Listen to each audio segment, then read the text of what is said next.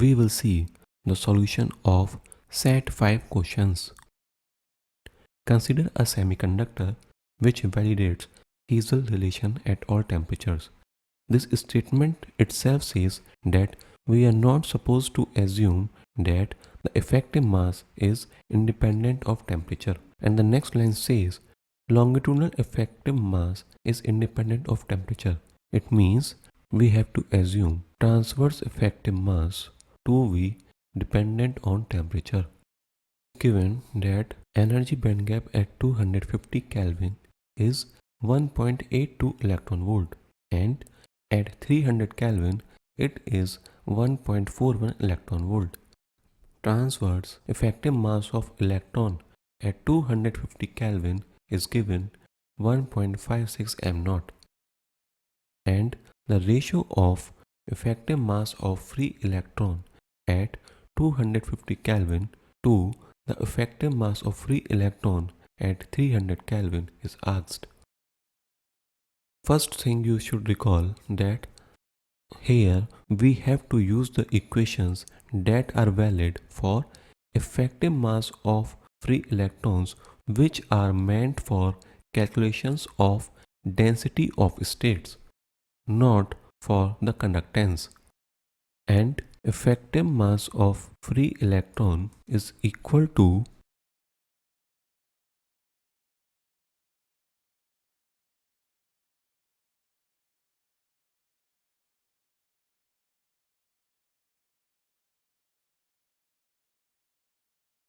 where mln and mtn are longitudinal effective mass of free electron and transverse effective mass of free electron respectively. To find the ratio of net effective mass of free electron at 250 Kelvin to net effective mass of free electron at 300 Kelvin will be equal to 6 raised to the power 2 by 3 multiplied by longitudinal effective mass raised to the power 1 by 3 multiplied by transverse effective mass raised to the power 2 by 3. The same goes in the denominator.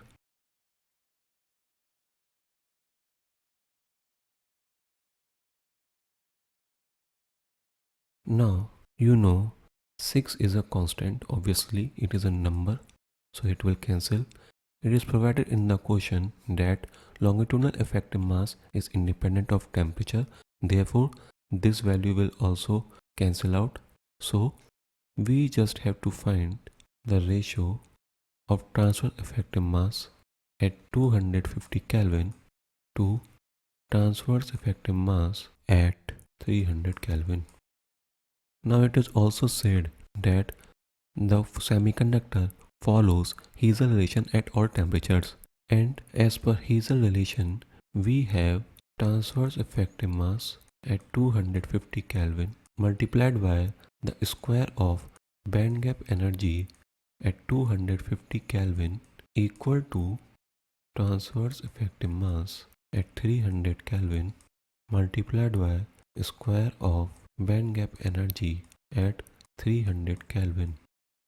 From this equation, we can also write transverse effective mass at 250 Kelvin divided by transverse effective mass at 300 Kelvin is equal to band gap at 300 Kelvin divided by band gap energy at 250 Kelvin raised to the power 2.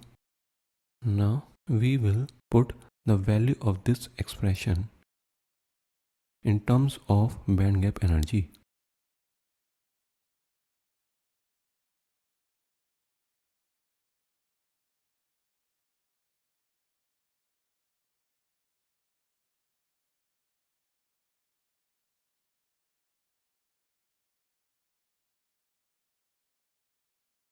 The band gap energy at 300 Kelvin is provided 1.41 electron volt, and at 250 Kelvin it is provided 1.82 electron volt.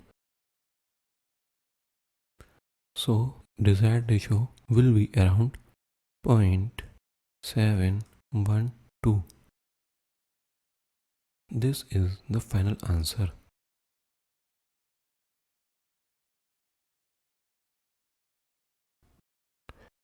In a non-degenerate bulk semiconductor with electron density 10 to the power 16 per centimeter cube, the value of EC minus EFN is given to be equal to 200 millielectron volt. Also, thermal voltage is given to be 26 millielectron volt. The intrinsic carrier concentration is given 10 raised to the power 10 per centimeter cube, and value of EC minus EFN is asked if the electron concentration is 0.5 into 10 raised to the power 16. We have two cases of electron density, and in either case the electron concentration is very much higher than the intrinsic carrier concentration. So we can apply EC minus EFN is equal to KT into natural logarithm NC divided by N. For avoiding confusion, we will write N1 equal to 10 to the power 16 and N2 0.5 multiplied by 10 to the power 16. In the question itself, it is given that EC minus EFN1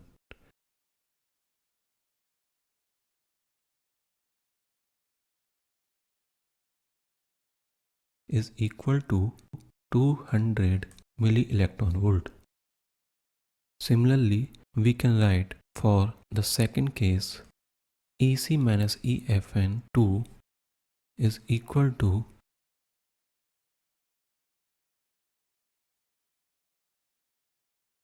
let this equation be first equation and this equation be second. Now we will subtract the second equation from the first equation.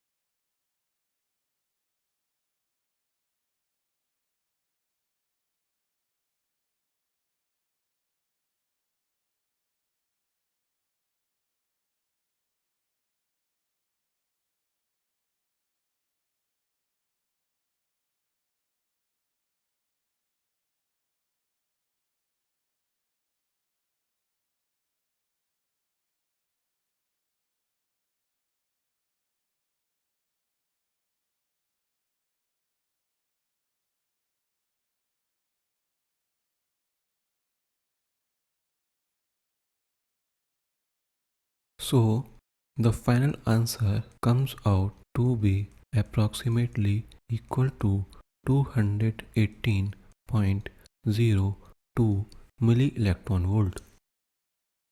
This is the final answer.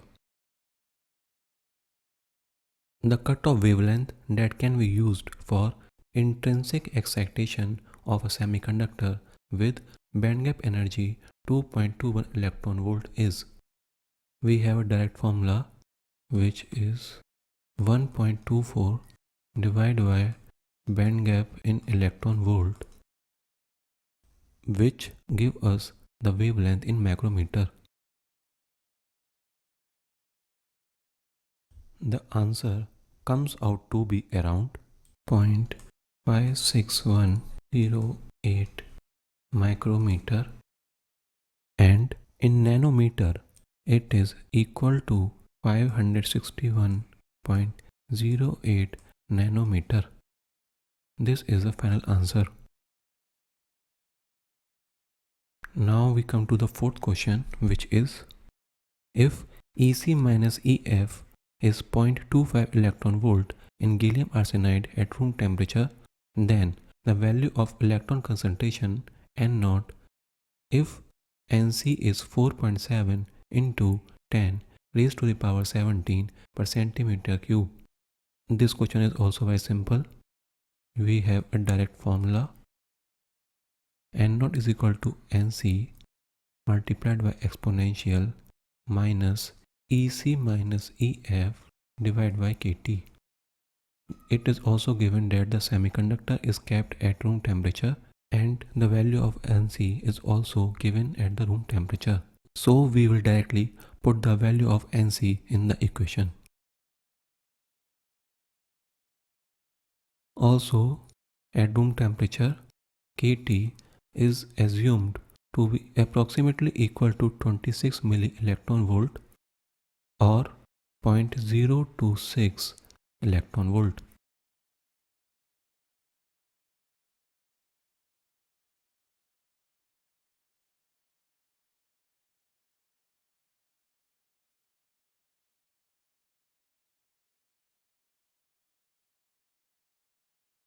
After calculation, the free electron concentration comes out to be around 3.13 into 10 to the power 13 per centimeter cube.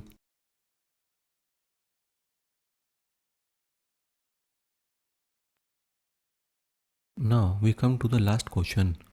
Consider energy band diagram of an intrinsic silicon wire as shown in the figure. If effective mass of free electron is 0.63 m0 and effective mass of hole is 1.27 m0, then the value of Fermi energy level is. We have the formula for intrinsic Fermi energy level to be EC plus EV divided by 2 plus 3 upon 4 kT natural logarithm of effective mass of hole divided by effective mass of electron. In this equation, you can see that we have EC, we have EV as well as effective mass of hole and electron, but we are not provided with the temperature. So you are supposed to find the temperature. Also, band gap energy can be found by calculating the difference between EC and EV, which will give 1.2 minus 0.32. This gives band gap energy to be equal to 0.88 electron volt. Also, we know that band gap energy for silicon is equal to 1.21 minus 3.6 into 10 to the power minus 4 multiplied by temperature, where temperature is taken in Kelvin. If we put the value of band gap energy into this equation, then we will get 0.88 electron volt, 1.21 electron volt minus 3.6 into 10 to the power minus 4 multiplied by temperature. By this equation, we can find the temperature at which the silicon wire is kept.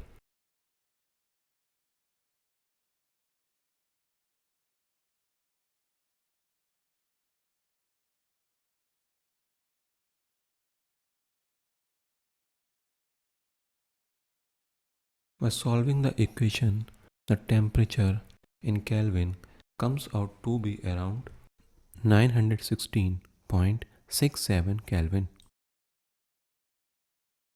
Now, we only have to put the value of temperature in this equation, and after calculating, we will get the answer.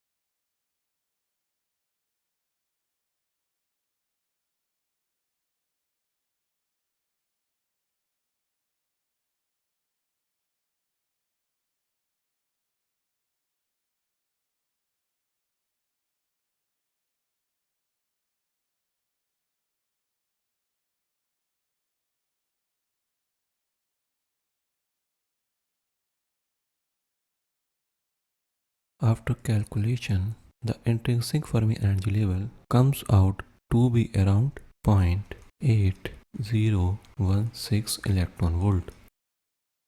I am not sure if you understood or not about from where this 300 came. Actually, I remember the value of kT at 300 Kelvin, which is 26 milli electron volt. But we are supposed to find K into 916.67. So, for making the calculation easier, I introduced 300 in numerator and denominator, and K into 300 will be equal to 26 milli electron volt because 300 is nothing but the room temperature. So it will eventually give 26 milli electron volt multiplied by 916.67 divided by 300. And this is the expression which is written here. I hope this is clear to you. Well, the actual reason why I write it like this is because I don't remember the value of K.